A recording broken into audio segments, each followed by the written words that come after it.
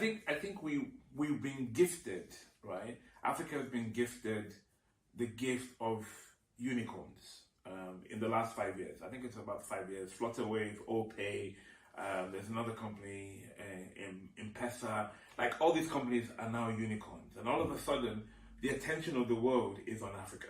Yeah. And I think the reality is that we know, we have this gut feeling that aid is not the way, right? But entrepreneurship is the way. Like, we have the largest growing population in the world.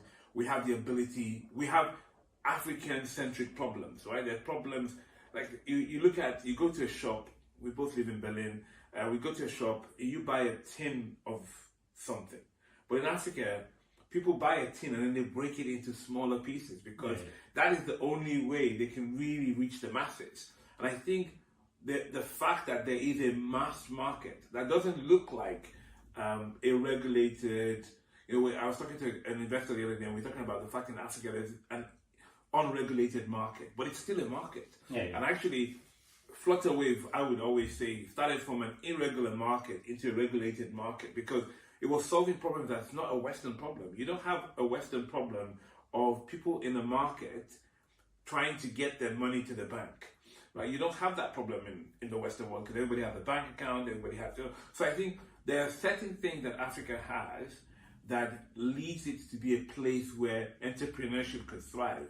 And actually, when you think about the fact that we skipped over this landline and we went straight to mobile phones, and actually you look at Nigeria as an example, even the poorest of the poor have a mobile phone. Even if they don't have a lot of credit on it, they have enough to ping you to say, call me, and then you can call them back. So I think Africa itself is prime set to go beyond aid into more entrepreneurship.